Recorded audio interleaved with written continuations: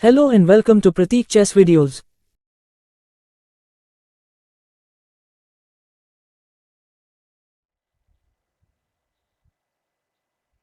Hey listeners, today we are going to see the game between Gelfand and Nakamura in the year 2010. This game was an absolute brilliancy of the King's Indian defense.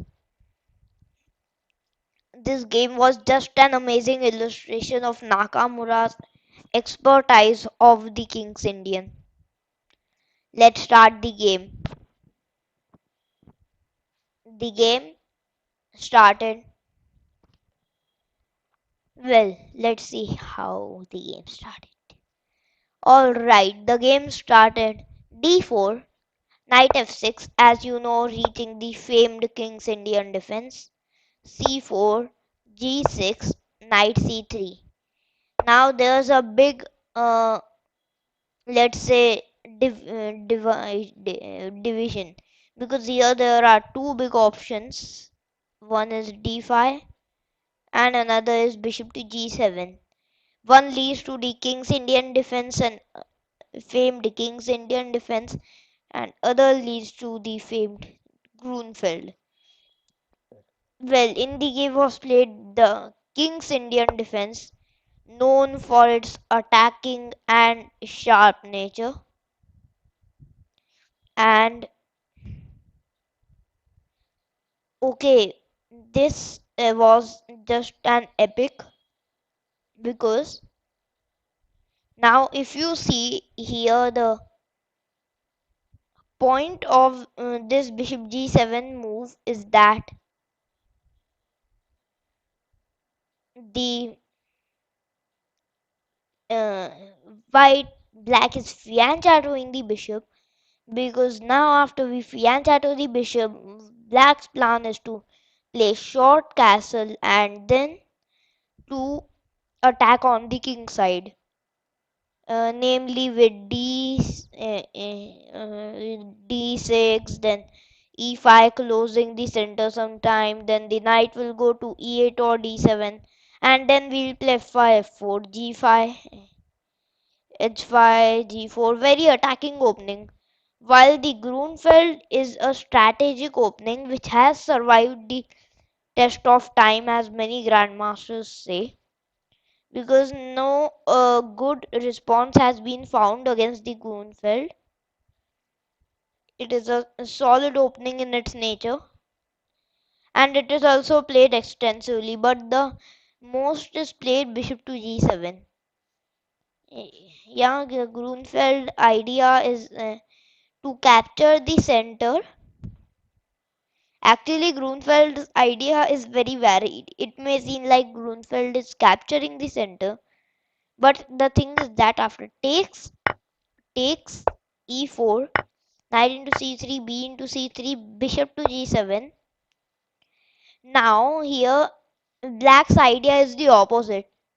Black wants to give white the center and then attack it with short castle c5, knight c6, queen a5, rook f d8, rook d7, rook a d8.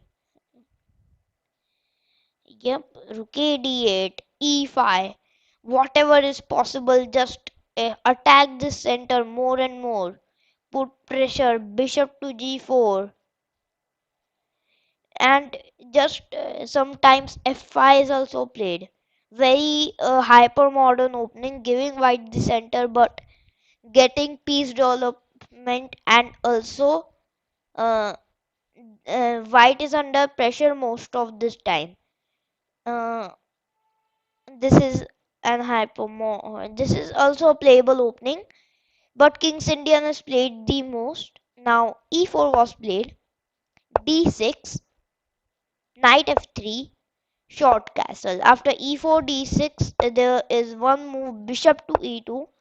This is like the standard development, and knight f3 leads to the normal variation. Yeah,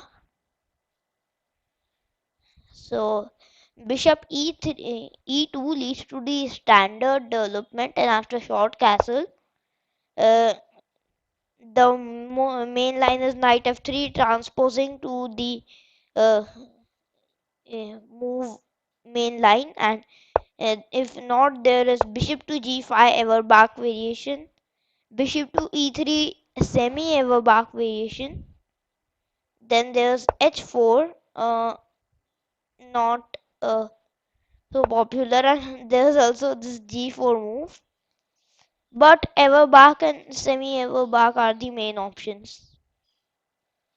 Okay, so this reaches this setup here. After 6.f4, it reaches the famed 4 pawns attack, though after short castle we don't play bishop to e2. See here there are also options.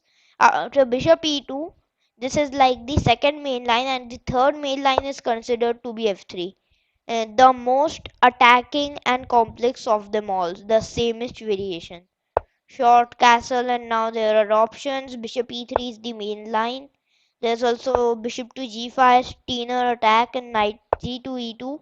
The bobots, so Korchnoi Petrosian variation. Okay, these three players played it extensively. That's why three. Yeah. So here after knight g2, and after short castle, there's also bishop to d3, 14 games. Uh, mm, not so ordinary.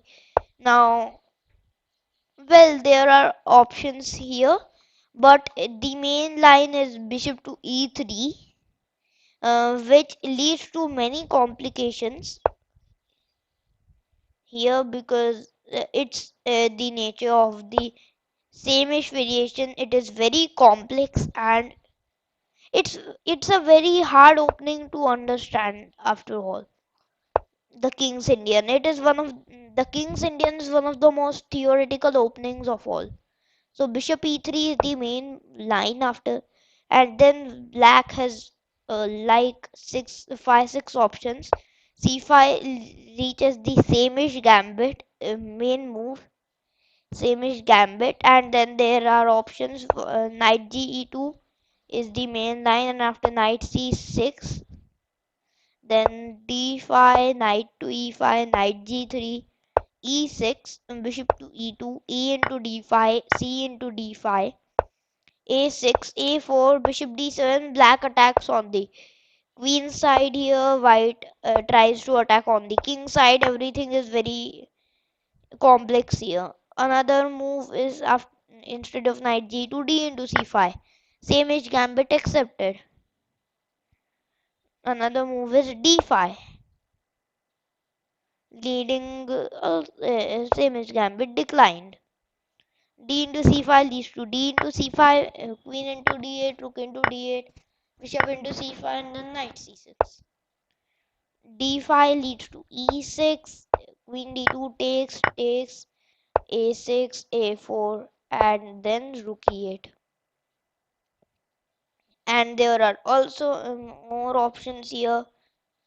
So bishop e3, then after c5, there's queen d2, e5. So queen d2, e5.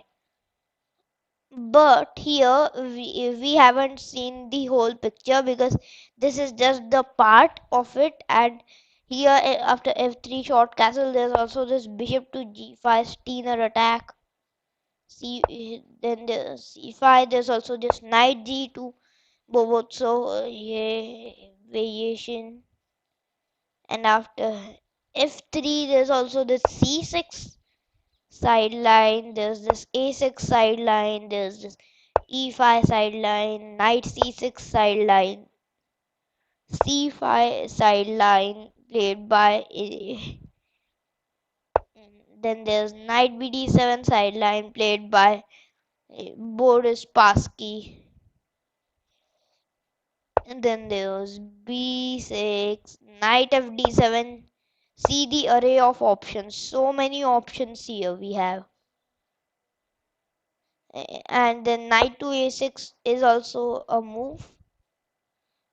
So many options are here. So that's why this opening is so famed. There are just so many options. Okay? But this isn't even the part of the picture. As you see, this is so much theory. Plus, after d6, there is h3 also, the Makogono variation. This is like more recent line. This has developed over this period. After h3 short castle, there comes bishop to g5. There's also bishop to e3. And there's also knight to f3. Okay, so bishop to g5 comes c5. s3 short castle, bishop g5 comes c5. Knight a6 also is an interesting move, and knight bd7 also is an interesting move. So c5 d5, then there's e6 move, b5 move.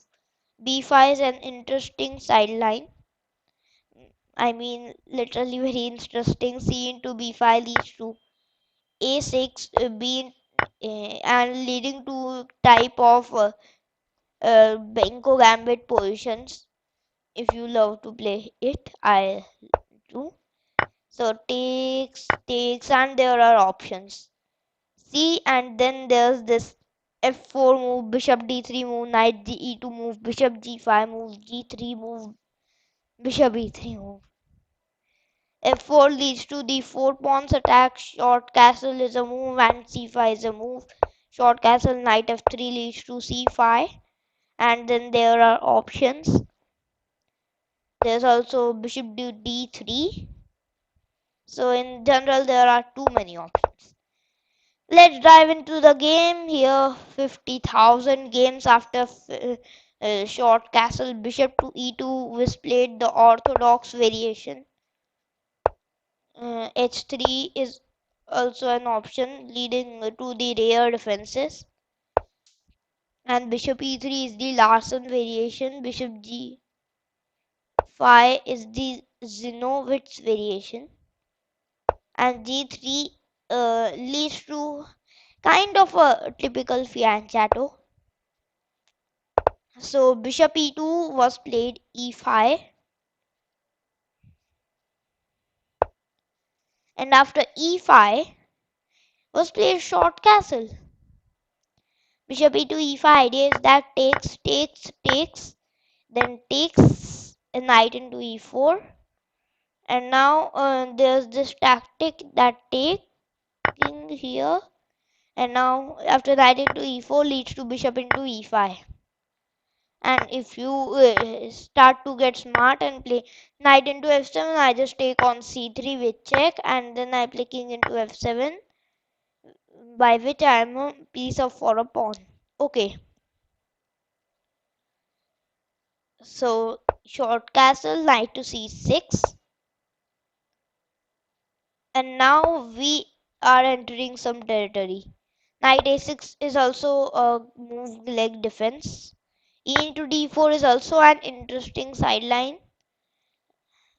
This is one of the variations. This is the positional defense of the King's Indian, knight bd7. Then there's c6 donor defense, knight h5. Yep. So in general here black's plan is to play. Yep, black's plan is here to play this move. We can say as, yep, black's plan is here to push f5, f4, play every thing, and then just crush white on the king side. And white's plan is also very annoying. White wants to play c5, b4, and disturb the queen side. Yeah, a5 is the Mediterranean variation. So, in general, black's plan is more dangerous because this is an advantage while you attack. Opponent is attacking on your queen side, means he is not targeting your king, but we are targeting his king. Even if the opponent is successful in his mission of annihilating the king side, uh, queen side pawns, then if I checkmate, it won't count the material, right? So that's the advantage when you attack. And they don't count the material when you win the game. Alright, so after knight c6, we entering the Aronin Tal defense. Oh, sorry, Aronin Taiwanov defense. Not Tal, Taimanov, and now comes d5. Taimanov also played this opening extensively during his time. That's why this is a whole big defense uh, named on his name. Then there's this d5 move, and after knight c6 there's also bishop e3, but not. Day knight e7 was played, and now b4 is the bayonet attack. Bayonet attack is very, let's say, very dangerous system. But if handled properly, black can get a fighting position. Knight e1 is the classical system, and then there's this knight d2 move which was played in the game. Yeah, knight d2 move leads to the famed modern system, modern system played by Hikaru Nakamura, and then uh, Hikaru Nakamura was a like constant applier of this variation. He played this variation 3 times as according to this database in the very top level. Nakamura is like a very, let's say, he's very disciplined practitioner of this defense. Nakamura played this defense very extensively during his career, and many of his brilliant victories are scored from this one, as we are going to see in this game. Let's speed things up. Okay, knight to e8, and then after knight to e8 in the game was played b4, f5. This is still if following the modern system. c5, knight f6. Now b4, c5, white attacks in here, black attacks in here, and black joins the knight. Now after knight f6, black plan is simple. Black wants to play f4, and now f3 was played, solidifying the center so that white doesn't take black doesn't take a pawn. Black's plan is uh, f into e4 followed by knight into d5, so solidifying the center. But now comes f4, and now plan is g5, h5, g4 to break apart the king side defenses. Very fun position to play with black, but also as irritating, because now comes knight to c4 threatening c into d6, and then knight to b5. But black has no avail of this and plays g5. Okay, g5. Now the plan of black is to here play knight g6, then h5, and then g4. Knight g6, rook f7, h5, g4. Seems good. So a4 was played. Now a4. Plan of a5, b5. White just completely wants to eliminate the king side when white plays on the king side. So knight to g6, bishop to a3, and then rook to f7. Okay. Rook to f7 was played, and now b5. So rook to f7 defending the king side, and now black also has a sneaky plan. He wants to play bishop to f8, uh, defending the d6 pawn, and then play rook to g7, getting the rook on the same file, and then h5 g4 with the support of the rook. This is very dangerous plan, but now white plays b5. Completely amazing. D into c5, bishop into c5. Now white's main threat is to just play a5 and then continue attacking. So h5, black also doesn't waste a minute in getting his pawns rolling. a5, and now g4. Now if you may ask what is black's threat, black's threat is just to play g3.